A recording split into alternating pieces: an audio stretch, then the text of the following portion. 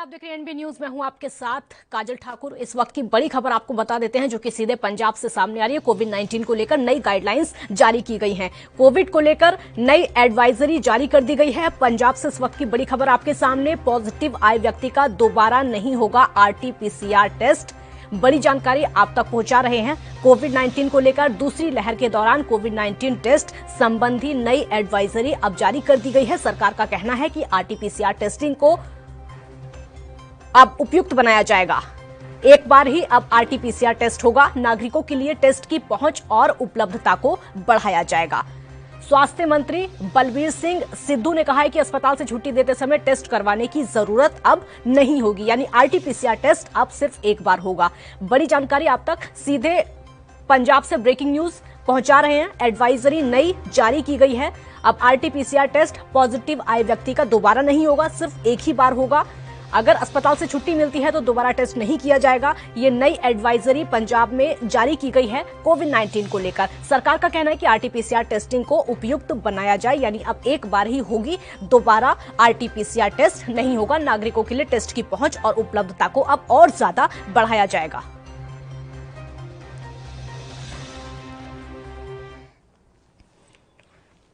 एक तरफ तो कोरोना से दहशत है, लेकिन वहीं दूसरी तरफ वैक्सीन पर लगातार राजनीति हो रही है। अब कांग्रेस नेता राहुल गांधी ने कोरोना वैक्सीन पर जीएसटी को लेकर मोदी सरकार पर हमला बोला है। दरअसल केंद्र कोरोना टीकों पर राज्यों से 5% जीएसटी ले रही है। राहुल गांधी ने इसी का विरोध किया है और इससे पहले राजस्थान और छत्तीसगढ़ सरकार भी टीकों पर जीएसटी लगाए जाने का विरोध कर चुकी है। अब राहुल गांधी ने अपने ट्वीट में लिखा है कि जनता के प्राण जाएं लेकिन पीएम की टैक्स वसूली न जाए। इस ट्वीट के साथ उन्होंने #GST का भी इस्तेमाल किया है। कोरोना वैक्सीन की कीमतों के बाद अब उस पर लगने वाले टैक्स को लेकर जमकर हंगामा हो रहा है। और वहीं ओडिशा के मुख्यमंत्री नवीन पटनायक ने वित्त मंत्री निर्मला सीतारमण को चिट्ठी लिखकर वैक्सीन की खरीद पर लगने वाले जीएसटी को माफ करने की मांग की है, क्योंकि सरकार ने विदेशों से आने वाली कोरोना वैक्सीन पर तो जीएसटी हटा दिया है, लेकिन देश के अंदर ही वैक्सीन की खरीद पर अब जीएसटी लिया जा रहा है। केंद्र सरकार की तरफ से कोरोना की वैक्सीन पर 5% जीएसटी लिया जा रहा है। और वहीं एक दिन पहले राहुल गांधी ने प्रधानमंत्री नरेंद्र मोदी को पत्र लिखकर कहा था कि सरकार के पास कोविड के खिलाफ टीकाकरण को लेकर कोई भी स्पष्ट रणनीति इस समय नहीं है। सरकार की विफलता के कारण देश एक बार फिर से राष्ट्रीय स्तर के लॉकडाउन के मुहाने पर पहुंच चुका है और ऐसे में गरीबों को तत्काल आर्थिक मदद दी जाए ताकि उन्हें पिछले साल की तरह पीड़ा से न गुजरना पड़े। आपको बता दें कि सीरम इंस्टीट्यूट कोविशील्ड की एक डोज राज्यों को 300 रुपए और भारत बायोटेक कोवैक्सीन की एक डोज 400 रुपए में दे रहा है। इसके ऊपर से 5% जीएसटी अलग से लग रहा है और उसके बाद राज्यों को कोविशील्ड की जो एक डोज है वो 315 रुपए और कोवैक्सीन की एक जो डोज है वो 420 रुपए में पड़ रही है। इससे राज्यों पर अतिरिक्त खर्चा बढ़ रहा है। इसलिए कई राज्य वैक्सीन पर लगने वाले जीएसटी में छूट की मांग कर रहे हैं। केंद्र सरकार को दोनों ही वैक्सीन का एक डोज 150 रुपए में मिल रहा है। इसीलिए कांग्रेस लगातार इसका विरोध कर रही है और साफ तौर पर कहना है कि इस जीएसटी को हटाया जाए।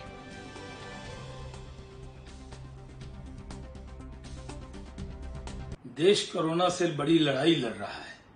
इस वक्त जरूरत है इकट्ठे और एकजुट होकर कोरोना से लड़ने का, लेकिन कांग्रेस कोई मौका चूकना नहीं चाहती। कांग्रेस जानबूझकर कोरोना की लड़ाई को कमजोर कर रही है। राहुल गांधी रोज सेंट्रल विस्टा का विषय उठाकर ले आते हैं। अगर पार्लियामेंट बन रही है तो उनको ये मालूम होना चाहिए कि हेल्थ में भी कितना पैसा सरकार खर्च कर रही है। ये बेवजह के विषय को उठाना, लोगों को भ्रमित करना, कोरोना के कंधे पर बैठकर राजनीति करना, ये दुर्भाग्यपूर्ण है कि इस तरह के विषय वो उठा रहे हैं। देखिए, चूंकि राहुल गांधी जी ने टैक्सेशन के बारे में जो कहा है, टैक्स वसूली को लेकर के, तो लोग पीछे पड़ जाए। इससे अलग होकर के जरा सोचिए कि अलग अलग देशों में इस वक्त क्या हो रहा है, लोग कैसे रिलीफ दे रहे हैं। कल ही मैंने बात की थी कि कैपिटल गेन्स वाला जो होता है मसला, उसमें कई लोग उसको तोड़ करके अपने हॉस्पिटल का बिल चुका रहे हैं, लेकिन उस पर टैक्सेशन हो रहा है। राज्य परेशान है जीएसटी को लेकर के। कई essential drugs, life saving drugs में आपकी जीएसटी बहुत हाई। तो एक वक्त है, अभी आपको यह तय करना होगा कि आपकी प्राथमिकता क्या है। पेट्रोल डीजल के दाम लगातार बढ़ रहे हैं। क्या ये लोगों को समझ नहीं आता है कि जब चुनाव के कुछ दिन बचे रहते हैं तो सब रुक जाता है और उसके बाद अचानक बढ़ने लगता है। तो ये मैं समझता हूं कि सरकार के बारे में भी बहुत अच्छा संकेत नहीं देता है कि सरकार कहीं ना कहीं उसकी प्रतिबद्धता जो लोगों को रिलीफ देने की होनी चाहिए थी उसमें करने के लिए दो खास मेहमान इस समय हमारे साथ जुड़ चुके हैं। विमल सिंह बीजेपी का पक्ष रखेंगे, बहुत बहुत स्वागत है आपका। अजीत सिंह दौला कांग्रेस का पक्ष रखेंगे, आपका भी बहुत बहुत स्वागत है। विमल सिंह जी, पहला सवाल मेरा आपसे होगा। राहुल गांधी ने ट्वीट किया है कि जनता के प्राण जाए पर पीएम की टैक्स वसूली न जाए, आपका रिएक्शन?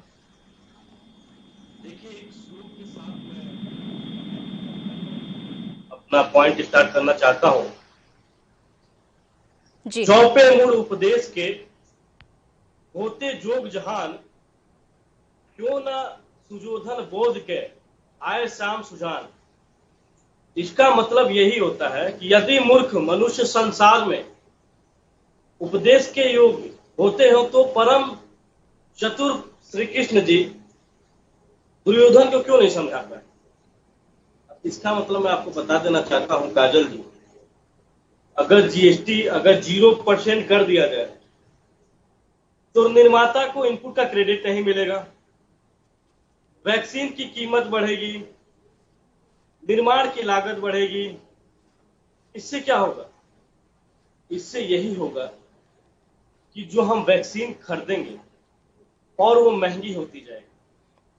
दूसरी चीज मैं बता देना चाहता हूं, हर राज्य के अंदर आपकी बात पूरी करेंगे, छोटे से ब्रेक के लिए यहाँ पर रुकना होगा। बिल्कुल बिल्कुल, छोटा सा ब्रेक यहाँ पर लेते हैं। ब्रेक के बाद तमाम ऐसे सवाल होंगे जिनके जवाब बीजेपी वालों से भी चाहिए और कांग्रेस नेताओं से भी, क्योंकि टैक्स लगाना वैक्सीन पर बहुत भारी राज्य सरकारों को इस समय पड़ रहा है। छोटा सा ब्रेक यहाँ पर लेते हैं, आप देखते रहिए एएनबी न्यूज।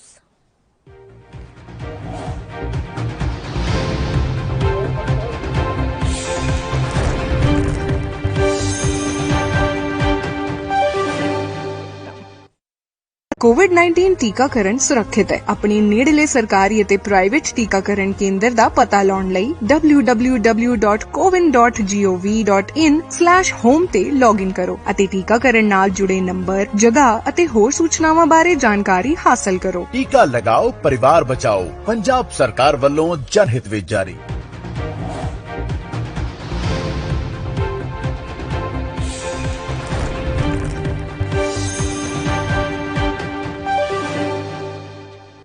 ब्रेक के बाद एक बार फिर स्वागत है आपका। तो राज्य सरकारों पर जिस तरीके से बोझ पड़ रहा है, क्योंकि इस समय वैक्सीन पर टैक्स लग रहा है, कांग्रेस लगातार उसका विरोध कर रही है। विमल सिंह जी, आप कह रहे हैं कि टैक्स लगना जरूरी है क्योंकि लगना चाहिए, लेकिन अब सवाल यह है कि राज्य सरकारों पर बोझ यहाँ पर ज्यादा हो रहा है, अतिरिक्त खर्चा यहाँ पर ज्यादा हो रहा है, जिसके चलते वैक्सीन राज्यों में उस तरीके से वैक्सीनेशन नहीं हो पा रहा है जो कि लोगों को चाहिए।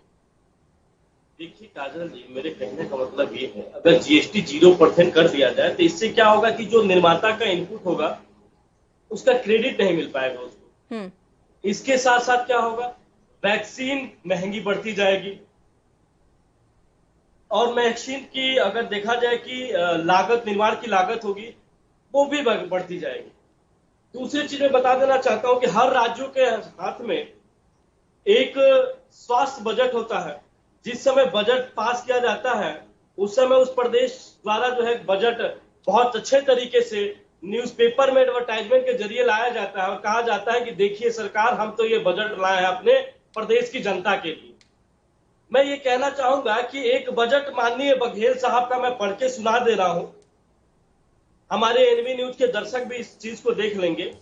देखिए, बजट लाया गया था 2020 में, विशेष सहायता योजना के बजट 50 करोड़ की राशि का प्रावधान दिया गया है। इस विशेष योजना के तहत बीमारियों के इलाज के लिए जरूरतमंदों को 20 लाख रुपए की मदद दी जाएगी। इसके तहत बीपीए सरकार को 5 लाख और एपीए सरकार को 50,000 तक का कैशलेस इलाज सुविधा मिलेगा। ठीक है, ये बात मतलब कुल मिलाकर आपका कहना है कि वैक्सीन की जो लागत है वो मिलनी चाहिए। आपकी बात का मतलब ये है कि वैक्सीन की जो लागत है वो मिलनी चाहिए। नहीं, ये वैक्सीन, देखिए वैक्सीन की लागत क्यों मिलनी चाहिए मैं बता दिया, क्योंकि कंपनी भी अगर प्रोवाइड कर रही है तो ऐसा ना हो कि कंपनी भी घाटे में जाए और कल कंपनी बंद हो जाए। ठीक है आपका, ठीक है बिल्कुल। अजीत सिंह जी, अगला सवाल मेरा आपसे होगा, क्योंकि राहुल गांधी ने ट्वीट किया और वो साफ तौर पर कह रहे हैं कि भले ही लोगों के प्राण चले जाएं लेकिन जो पीएम की टैक्स वसूली है वो लगातार चलती रहेगी। अब बीजेपी का कहना है कि उसकी लागत तो कम से कम मिले, इसलिए टैक्स लगाया जा रहा है। नहीं, अब बीजेपी के साथ ये है कि बीजेपी हर बात को व्यापार से देखती है, व्यापार से जोड़ के काम करती है और ये कारोबार का वक्त नहीं है। आज हम व्यापार के लाभ और हानि की दृष्टि से देखने के बजाय हम लोगों की जान बचाने की बात कर रहे हैं, और जान कैसे बचे और सरकार इसमें क्या योगदान दे सकती है आप बताइए। पूर्व में भी तो बहुत बड़ी महामारी चलती रही देश में, चाहे वो चेचक का मामला रहा हो, चाहे पोलियो का रहा हो, चाहे टीवी का मामला रहा हो। पहली सरकारों ने भी ये कोई टैक्स वसूली क्या फ्री ऑफ कॉस्ट दिया गया था और बड़ी महामारी से निजात दिलाई और दुनिया को एक मार्ग दिखाया कि ये देश, ये भारत देश हर बड़ी महामारी से लड़ सकता है और उसका रास्ता दिखाने का काम किया। आज ऐसी क्या मजबूरी है कि केंद्र सरकार के पास में, प्रधानमंत्री जी के पास में अलग फंड है, पीएम केयर फंड, इतना पैसा उसमें है। आज भी दुनिया से पैसा सहायता ले रहे हो, देश के उद्योगपति, देश की संस्थाओं और सामाजिक संगठनों से, तमाम लोगों से, यहाँ तक कि जो पीएम निधि, पीएम जो मेंबर पार्लियामेंट की जो निधि, उनसे भी पैसा आपने लिया। इन तमाम पैसे को अगर आप ये कहो कि वैक्सीनेशन फ्री हो, आपकी जांच फ्री हो, आप जो कोविड के मरीज हैं उनका इलाज फ्री सरकार करे, ये व्यवस्था करो जैसे पूर्व में होता रहा। हम वो ये देख रहे हैं कि सस्ता कैसे हो, इसमें टैक्स कैसे बढ़ाया जाए। आज भी डीजल पेट्रोल पे लगातार टैक्स बढ़ाते जा रहे हो। एक तरफ जनता परेशान है, उस पर पैसे की उसकी कारोबार छिन गई, काम नहीं है, आमदनी नहीं है, पैसा खत्म हो गया, उसकी जेब में आमदनी का काम नहीं, कारोबार नहीं। लेकिन आप दूसरे काम ये कर रहे हो, उसकी लागत बढ़ाने का काम कर रहे हो। इलाज महंगा हो रहा है पूरी तरह से, हर लेवल पे उसकी ब्लैक मेलिंग की वजह से सही सामान बाजार में नहीं है, ऑक्सीजन नहीं है, दवाई नहीं है, वेंटिलेटर नहीं है। ऑक्सीजन के लिए इतना संघर्ष कर रहा आदमी 2 रुपए की चीज को 50 रुपए में लेने का काम कर रहा है, वो भी नहीं। वो अजीत जी 1 मिनट आती हूँ आपके पास। अजीत जी, लेकिन अब उनका कहना है कि जो कंपनियां वैक्सीन बना रही हैं, जहां से वैक्सीन बन के आ रही है, कम से कम उनको तो फायदा मिल जाए। कहीं ऐसा ना हो कि वो घाटे में आ जाए और वैक्सीन बनाना बंद कर दे। देखिए, ये काम है भारत सरकार का। भारत सरकार उनके साथ में टाई अप करे। भारत सरकार को देखना चाहिए किस तरह से उनके प्रोडक्शन को भी उनकी जो लागत है वो मिल जाए और भारत सरकार उसको कंपनसेट करे। ये क्या मतलब है कि भाई उसका घाटा ना हो जाए। भारत सरकार को आपके पास में पीएम केयर फंड है और बहुत सारे फंड है, आपके पास में बहुत बड़ा बजट है और इसका सहयोग करने का काम करें। तो ये टैक्स बढ़ा के उसी जनता पर जो जान अपनी एक सांस की कीमत अदा कर रही है, वो कोशिश करे कैसे मेरी जान बचे परिवार की, और उस समय आप उस पर टैक्स का बोझ डाल के क्या कहना चाहते हो, कहाँ मदद में खड़े हो। तो ये जवाबदेही सरकार की है, इसमें केंद्र सरकार का। चलिए उन्हीं से जवाब ले लेते हैं। विमल जी, जवाब दीजिए, कहाँ गया पीएम केयर फंड का पैसा, कहाँ गए इतने बड़े बड़े वादे जो कि अब टैक्स लगाया जा रहा है? एक वादे तो जो कांग्रेस शासित प्रदेश है उनके हर साल जो है जो झूठे बजट पास किए जाते हैं। आज मैं बात एक एग्जाम्पल दूंगा उत्तर प्रदेश का। आज उत्तर प्रदेश में जो है फ्री वैक्सीन लगाई जा रही है। हर जिले में 18 वर्ष से लेकर 45 वर्ष से ऊपर के जो भी हमारे नौजवान युवा भाई हैं, हमारे वृद्ध लोग हैं, सबको जो है फ्री वैक्सीन लगाई जा रही है। ये कैसे हो रहा है? ये ऐसे हो रहा है कि ये इसका बजट जो है, जो स्वास्थ्य बजट है, उस बजट के अधिनियम से वो सरकार जो है फ्री में वैक्सीन लगा रही है। आपकी बात पूरी करेंगे, ब्रेक के लिए रुकना होगा। ठीक है, आपकी बात पूरी करेंगे, ब्रेक के लिए रुकना होगा। ब्रेक के बाद तमाम ऐसे सवाल हैं जो कि सरकार से भी बनते हैं। छोटा सा ब्रेक यहां पर लेते हैं, आप देखते रहिए ANB न्यूज।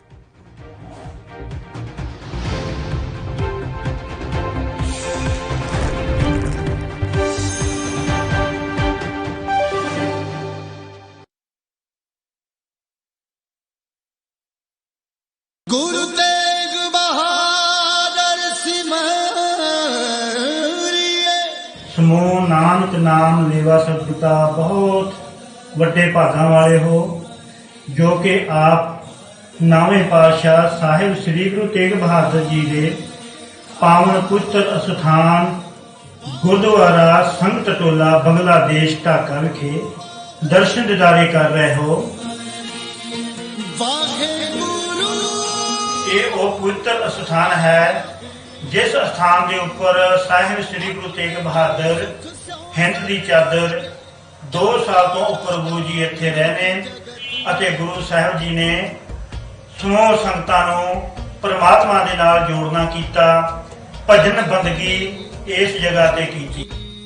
ਸੋ ਗੁਰੂ ਤੇਗ ਬਹਾਦਰ ਜੀ ਦੇ ਪਾਵਨ ਚਰਨਾਂ ਦੀਆਂ ਖੜਾਵਾਂ ਜੋ ਮੇਨ ਗੁਰਦੁਆਰਾ ਹੈ, ਗੁਰਦੁਆਰਾ ਨਾਨਕ ਸ਼ਾਹੀ ਨੀਲ ਖੇਤ ਰੋਡ ਸ਼ਾਹਬਾਗ ਢਾਕਾ ਵਿਖੇ ਪਈਆਂ ਨੇ। ਸੋ ਗੁਰੂ ਸਾਹਿਬ ਜੀ ਦੀ ਹੱਥ ਲਿਖਤ ਬੀੜ, ਜਿਸ ਨੂੰ ਸੁਨਹਿਰੀ ਬੀੜ ਵੀ ਕਿਹਾ ਜਾਂਦਾ ਹੈ, ਉਹ ਵੀ ਗੁਰਦੁਆਰਾ ਨਾਨਕਸ਼ਾਹੀ ਵਿਖੇ ਸੁਸ਼ੋਭਿਤ ਹੈ। ਸੰਗਤਾਂ ਨੂੰ ਬੇਨਤੀ ਹੈ ਕਿ ਇਹਨਾਂ ਪਵਿੱਤਰ ਸਥਾਨਾਂ ਦੀ ਆ ਕੇ ਯਾਤਰਾ ਕਰੋ ਅਤੇ ਆਪਣਾ ਜੀਵਨ ਸਫਲਾ ਕਰੋ। ਵਾਹਿਗੁਰੂ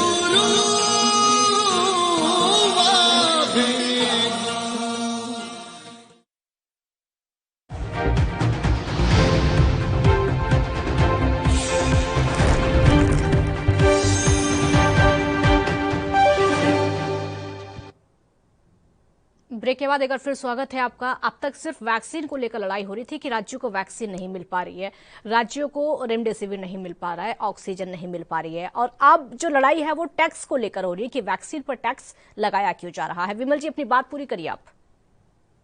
देखिए, मैं बता देना चाहता हूं, हमारे मित्र जो कांग्रेस के प्रवक्ता बैठे हुए हैं उनके द्वारा एक क्वेश्चन किया गया कि भाई पीएम केयर फंड कहां जा रहा है। तो मैं उनको बता देना चाहता हूं कि 551 जिला अस्पतालों में ऑक्सीजन प्लांट जो है बैठाया गया है, पीएम केयर फंड यहाँ पे जा रहा है। हर जिले में वेंटिलेटर बेड्स लग रहे हैं पीएम केयर फंड्स के जरिए, तो पीएम केयर फंड यहाँ जा रहा है। अब मैं आपसे जानना चाहता हूँ, जो ढिढोसला वादे करते हैं आपके जो कांग्रेस शासित प्रदेशों में जो बजट लाया जाता है, जो स्वास्थ्य बजट लाया जाता है, वो बजट कहाँ गया है कांग्रेस का, हमारे मित्र बता दे। जो 20-20 लाख प्रत्येक आदमी का ये बताते हैं।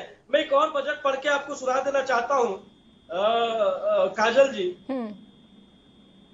इनके केंद्र शासित प्रदेश का ही एक, जहां पे कांग्रेस शासित प्रदेश है वहां का मैं एक बजट पढ़ के सुना दे रहा हूं आपको। गांव किसान युवा स्वास्थ्य के लिए संजीवनी बताया था। बजट में इसी तहत फिलहाल 688 करोड़ रुपए से हेल्थ के लिए कुछ सेवाएं का प्रावधान किया गया है। शहरी स्लम स्वास्थ्य योजना के तहत रहने वाले लोगों को चिकित्सा परामर्श, पैथोलॉजी टेस्ट और दवाइयां निःशुल्क उपलब्ध कराई जाएगी। फिर बार बार ये इनका ढिढोसला क्यों फोड़ा जा रहा है। अब इस पर मेरा सवाल सुनिए विमल जी। अब आप विमल जी, ठीक है विमल जी, अब आप इस पर मेरा सवाल सुनिए। आप कांग्रेस शासित राज्यों की बात करें, मैं आपको बीजेपी शासित राज्यों की बात बता रही हूँ। कई ऐसे बीजेपी शासित राज्य हैं जहां पर वैक्सीनेशन शुरू नहीं हो पाया है। उत्तराखंड में वैक्सीनेशन शुरू नहीं हो पाया, बीजेपी की सरकार वहां पर है क्योंकि वहां पर वैक्सीन नहीं है। 18+ लोगों को वैक्सीन वहां पर नहीं लग रही है।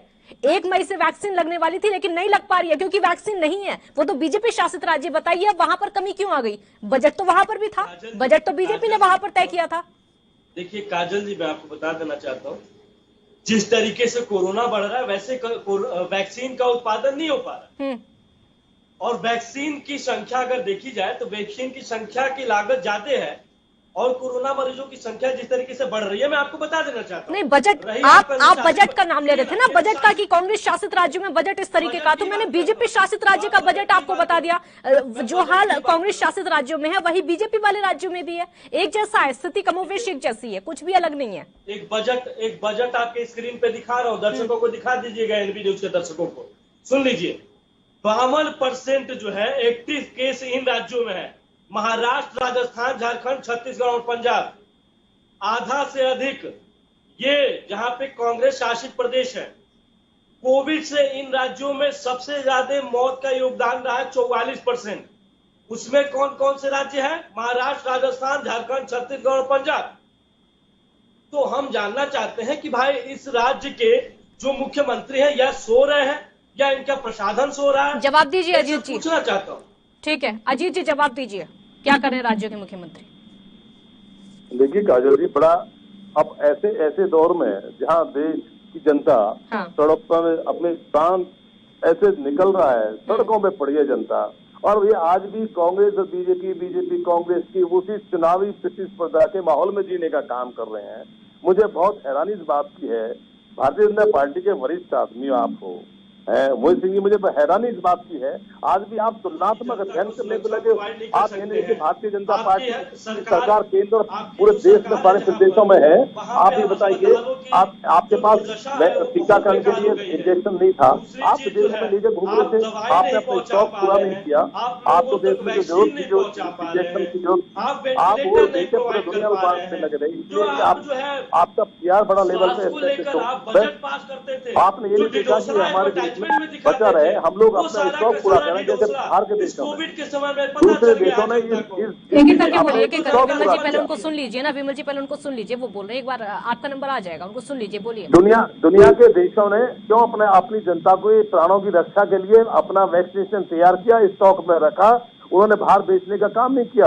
लेकिन हमारे यहाँ पूरा नहीं था, पर्याप्त था नहीं, और हम लोग बाहर लेके घूम रहे थे दिखाने के लिए, और हम चुनाव में लगे रहे, हमने ऑक्सीजन की व्यवस्था नहीं की। 1 साल का टाइम मिला केंद्र की सरकार में। ये जवाब पूछना चाहता हूँ कि 1 साल में आपको मालूम था कि सेकेंड वेव आने वाली है, आप थर्ड पे हम लोग खड़े हैं, अब गाँव और देहात की तरफ ये बढ़ता जा रहा है, आपने ऑक्सीजन और तमाम दवाइयों की व्यवस्था क्यों नहीं की? आप कहाँ थे? आप जब एंड टाइम, जब चुनाव भी हो गए, रिजल्ट भी आ गए, उसके बाद में आप दुनिया में आप वहीं जहां एक तरफ अपने इंजेक्शन भेज रहे थे, आप दुनिया के सामने देश को खड़ा कर दिया।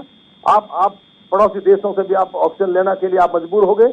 आप वो काम अपने देश में व्यवस्था कर सकते थे। ये देश वो ऑक्सीजन का सबसे बड़ा उत्पादक है, लेकिन उसके बाद भी हम लोग ऑक्सीजन के लिए हाथ फैलाए बैठे, क्योंकि आपका मैनेजमेंट फेल रहा, आपने उस दिशा में काम किया ही नहीं। आप तो चुनाव में मशगूल रहे, आपने ये सोचा कि बस सबसे पहले देश को जीतने की कोशिश हासिल कर ले, तो उसके बाद देखा जाएगा। और आज ये देश के लाखों लोगों के प्राण जा रहे हैं आपकी वजह से, इसलिए आपका सिस्टम पूरा फेल्योर, आप इस दिशा में काम नहीं किया, इसलिए आप बचाव करके उस मुद्दे से हटके कांग्रेस की तरफ मुड़ना चाहते हैं। कांग्रेस के नेता आदरणीय राहुल गांधी जी ने पार्लियामेंट में कब कहा? आप तो मजाक में लेते हो। उन्होंने कहा था कि सेकेंड वेव बिल्कुल सुनामी की तरह है, इसकी हमें तैयारी करनी चाहिए।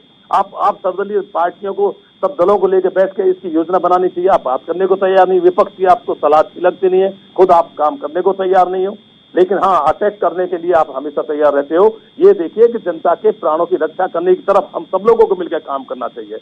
मुझे बहुत दुख है इस बात का कि आज ऐसे नए से वक्त भी आप ठीक है विमल जी, सिर्फ और सिर्फ लड़ाई होती है, राज्य सरकारें केंद्र पर ठीकरा फोड़ती हैं और केंद्र सरकार राज्यों पर। ऐसे लड़ेंगे तो कैसे जीतेगा इंडिया?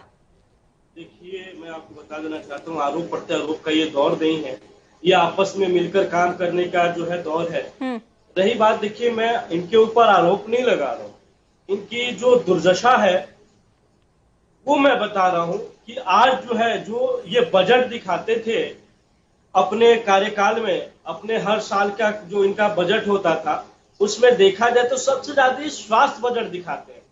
लेकिन देखिए, चाहे दिल्ली हो, चाहे महाराष्ट्र हो, चाहे पंजाब हो, चाहे राजस्थान हो, चाहे जो है झारखंड की बात की जाए, हर जगह जो है इनका जो अस्पताल, जिसका ये एडवर्टाइजमेंट कराते थे, बड़े बड़े पोस्टर दिखाई देते थे, वो डिडोसला कहाँ गया?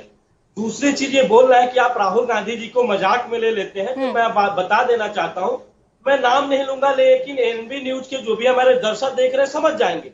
देखिए, बात यह है कि एक आपके यहाँ छोटा सा बच्चा है जो 52 साल का हो गया है, लेकिन उसकी बुद्धि बड़ी नहीं हुई, उसको समझ में नहीं आता है कि उसको क्या बोलना है। दूसरी चीज मैं बता देना चाहता हूँ, एक ऐसा जो है, अगर टैक्स वसूली को बोल दे तो समझ नहीं आता है, अगर टैक्स वसूली को बोल दिया तो फिर समझ नहीं आ रहा। समझ ये बात तो समझ आ रही होगी ना कि टैक्स क्यों लग रहा है वैक्सीन पर टैक्स नहीं लगना चाहिए, लोगों को बचाना चाहिए। वो बच्चा जो है भूल गया ना, वो बच्चा जो है फ्लो में बोल लेता है। वो मैं आपको बता देना चाहता हूँ, उस बच्चे को ये नहीं पता है। पर्सनल कमेंट इस तरीके से मत करिए, पर्सनल कमेंट इस तरीके से मत करिए, क्योंकि टैक्स को लेकर ट्वीट कहा गया है, ट्वीट किया गया है, वो चल रहा है इस समय, टैक्स लगाया जा रहा है इस समय, इसमें क्या बचपना, पहले ये बताइए आप। काजल जी, मैं नाम नहीं लिया हूँ, दर्शक भी समझ रहे हैं, मैं नाम नहीं लिया हूँ। मैं दूसरी बात में बता देना चाहता हूँ, देखिए, बात यह है कि उन्होंने राहुल गांधी जी, अब मैं राहुल गांधी का नाम बोल रहा हूँ, समझदार सब है, अरे समझदार विमल जी, समझदार सब है, कोई अनजान नहीं है, सब लोग समझदार है। जितना आप लोग समझदार है ना, जितना पॉलिटिशियन समझदार होते हैं, पब्लिक उससे कहीं ज्यादा समझदार होती है, क्योंकि पब्लिक के वोटों से ही सरकार बनती है। तो अनजान किसी को ना समझे। जी काजल, काजल जी, मैं समझदार बता रहा हूँ, हमारी ज्ञानी रूपी जनता, मैं एनपी न्यूज के दर्शक को बता रहा हूँ। मैं ये कह रहा हूँ कि देखिए, राहुल गांधी जी का जो ट्वीट आया है, उसमें उन्होंने ये नहीं देखा है कि अगर कंपनी अगर घाटे में जाएगी, मान लीजिए कि मैं ही किसी चीज का उत्पादन कर रहा हूं और 1 रुपए अगर अपनी लागत बना रहा हूं, तो मैं 1 रुपए तो कम से कम कमाना चाहूंगा ना। ठीक है, लास्ट रिएक्शन अजीत जी। अब वो कह रहे हैं कि राहुल गांधी जी ने उनकी लागत का नहीं सोचा। ठीक है, लास्ट रिएक्शन अजीत जी, बोलिए जल्दी से। ये टैक्स जो है, जो जीएसटी लगा रहे हैं, ये क्या कंपनी को मिलेगा? ये सरकार को मिलेगा। तो सरकार अपने टैक्स खत्म करती है, जीएसटी खत्म करती है, तो सरकार की आमदनी कम होगी, ये निर्माता कंपनी की कहाँ आमदनी कम होगी? और ये बात बिल्कुल इसको फिर ट्विस्ट करने की कोशिश की जा रही है। आप समझदार हैं, देश में बहुत समझदार लोगों की सरकार है, इन लाखों लोगों की जान जा रही है, इसकी बचाने का काम करो, वो योजना बताओ, वो कार्यक्रम बताओ, वो नीतियां बनाओ, इससे सबके प्राण बचेंगे। बहुत शुक्रिया आप दोनों का हमारे साथ जुड़ने के लिए, क्योंकि समय की कमी है। विमल जी समय की कमी है। बहुत शुक्रिया आप दोनों का हमारे साथ जुड़ने के लिए। सिर्फ और सिर्फ राजनीति होती है, चाहे वो वैक्सीन को लेकर हो, ऑक्सीजन को लेकर हो या फिर इंजेक्शन को लेकर हो। लोगों की जान कैसे बचेगी, देश कैसे बचेगा, इंडिया कैसे जीतेगा, ये कोई नहीं सोचता है। लेकिन हम आपको लगातार जागरूक कर रहे हैं। घर से बाहर मत निकलिए, जितना हो सके घर के अंदर रहिए। अगर आप घर से बाहर निकल रहे हैं तो मास्क लगाकर जरूर निकलिए, क्योंकि आप सुरक्षित रहेंगे तभी देश सुरक्षित रहेगा। बहुत शुक्रिया आपका। देखते रहिए एएनबी न्यूज। नमस्कार।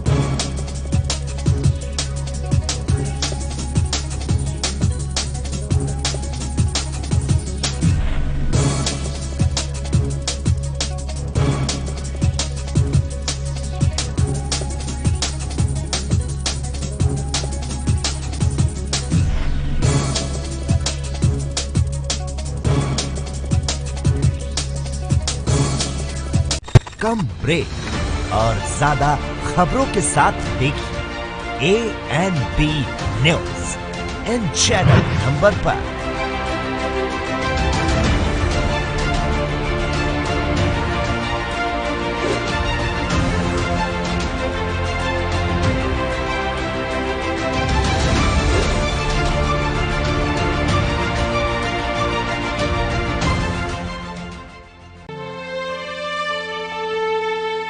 सत श्री अकाल जसवंत जी। हाँ जी जसवंत जी, की हाल है? हकीम साहब 2 दिन हो गए, बुखार ही नहीं उतर रहा। चाचा घबरा ना, आ 2 पुड़ियां खा ला, मौसमी बुखार आ, 2 दिन च चला जाऊगा। ओए तू ओही नीम हकीम है ना जिसने पिछले हफ्ते सरदूल ਨੂੰ ਕਿਹਾ ਸੀ ਕਿ ਤੈਨੂੰ ਟਾਈਫਾਇਡ ਹੋਇਆ, ਤੇ ਉਸ ਤੋਂ ਪਿਛਲੇ ਹਫਤੇ ਬਲਰਾਜ ਨੂੰ ਕਿਹਾ ਸੀ ਕਿ ਤੈਨੂੰ ਠੰਡ ਲੱਗੀ ਹੈ। ਅੱਜ ਉਹ ਦੋਵੇਂ ਬੰਦੇ ਵੈਂਟੀਲੇਟਰ ਤੇ ਪਏ ਨੇ। ਕੋਵਿਡ ਹੋਇਆ ਸੀ ਉਹਨਾਂ ਨੂੰ, ਪਤਾ ਨਹੀਂ ਬਚਦੇ ਵੀ ਕਿ ਨਹੀਂ। ਓਏ ਬਾਬਾ, ਇਹਨਾਂ ਨੀਮ ਹਕੀਮਾਂ ਤੋਂ ਬਚ ਤੇ ਡਾਕਟਰ ਤੋਂ ਚੈੱਕਅਪ ਕਰਵਾ। ਭੱਜ ਇੱਥੋਂ, ਮਾਰ ਲੱਗਿਆ ਸੀ ਮੈਨੂੰ।